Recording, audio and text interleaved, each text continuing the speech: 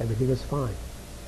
And you didn't lose your refinery or your food processing plant in the process. So that's the kind of thing that the company made. And I gradually received the award of being the person that the chairman of the board gave miscellaneous jobs to when he didn't want to do them himself. So I wound up controlling 6 or 7 different operations inside the company. It's the computer group, operating group, the systems analysts and programmers, the office management people, the long-range planning people, purchasing department, advertising, and my favorite, the corporate airplanes. We had 2 corporate airplanes and a hangar at nearby field, at Syracuse's regular airfield.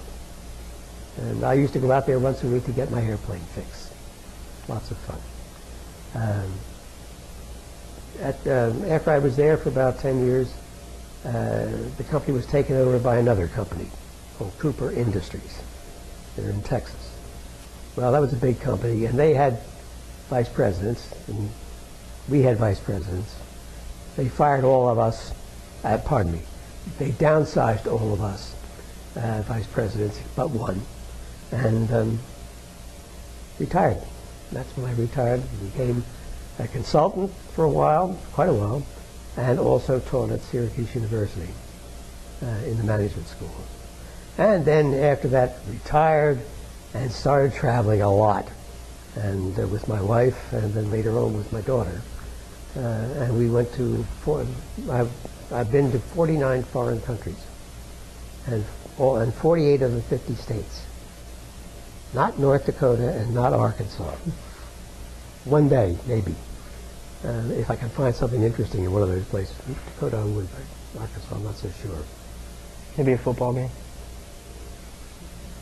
Yeah, well, they were interesting, but I never wanted to go there. Yeah. The parking around that place is terrible. They never fix it. Syracuse University is completely surrounded, even more than Pennsylvania is. It's more compact and tighter. And there's no spare space anywhere. So you don't want to take a car there. Well, I'll remember that. But Syracuse was a power in the football field for quite a while, and they're almost always number 1 or number 2 in lacrosse, an Indian-developed game, and usually pretty good in basketball too. Anyway, that's my story. If you want to know any more war stories, I got lots of those. Well, before we go further in the war stories, which I would like to hear more about, I had a question. Yes. Dating back to your transition between Kansas City and Pittsburgh and Syracuse. It sounds like during that time we were fighting the Korean War. At one point. At one point. Did this extend also to the Vietnam War? While you were well, I was working at Krauss Heinz during the Vietnam War. Okay. It had nothing whatever to do with it. Well, right. But basically what I'm trying to ask is, because of your engineering background, were you best served as a jet engineer in Kansas City and Pittsburgh, and that's why you didn't choose to enlist back into the Army and fight for Korea or Vietnam? Or you just weren't interested in war? I felt very fortunate not to be eligible for the draft that was used during the Korean War. And I was too old for Vietnam. Yeah, I figured as much. Yeah. Okay. And my kids missed it also. Their timing was perfect for them missing these wars, but they're pleased with that. Okay. How about, what kind of war stories do you have for us? Well, I've already given you some of them. Yeah. Definitely. Why don't you ask me specifics? Specifics? Do you have a specific war story about going back to World War II? I know that you were just leaving high school and you said you got drafted after it ended and you were surprised by that. But I was dismayed. Before that, I guess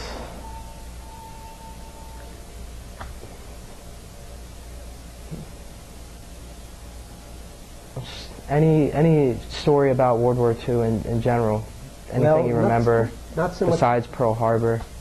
I followed everything. There is one other one that it was an interesting coincidence. You know that shortly after Pearl Harbor, in fact within 6 months after Pearl Harbor, less than that, 4 months, we sent an aircraft carrier loaded with Army airplanes to bomb Tokyo. General Doolittle was the one who was James Doolittle was in charge of that.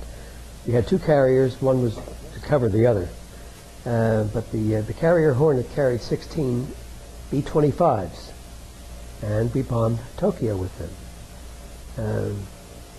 It was nothing but a pinprick. Really did no damage at all.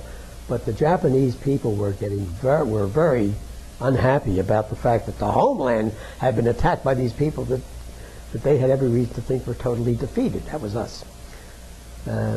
What was the purpose for doing that at Tokyo? It was primarily to make the Japanese feel that it was not going to be an easy job to get us. Okay. Was this before or after Hiroshima? Oh, way before. Way before. This was in 1942. Okay. December 7th, 1941 was when we got into the war. This took place in April 18th, 1942. And as I said, it was nothing but a pinprick. All the airplanes were lost.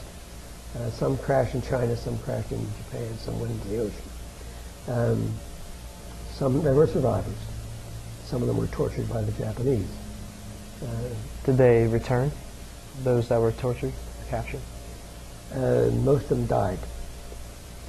There were a couple that did return when the war was over. The Japanese kept them the entire war, it didn't end until 45, 3 years. The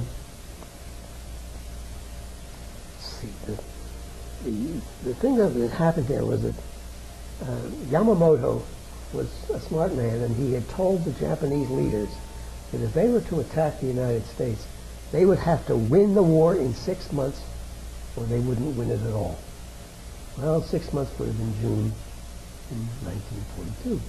We decided to give him a little kick, because we knew most of our Navy officers knew Yamamoto because he was a naval attaché in Washington for many years before the war.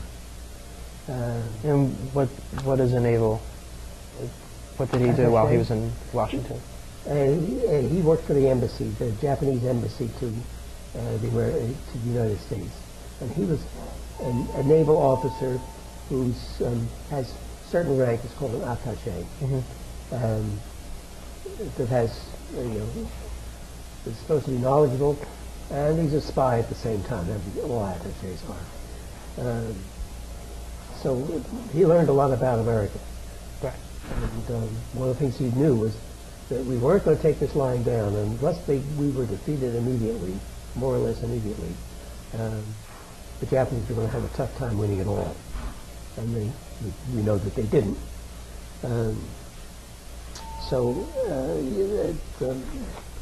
He was the one that Yamamoto was the man who designed and carried out the attack on Pearl Harbor. He was the leader of that, although the admiral in charge of the ships was a totally different person. But Yamamoto went along on the ride. And we could see his hand in this. He was very good at doing things that are a surprise. Well, we surprised him too, of course. But the thing I was going to mention here is a coincidence.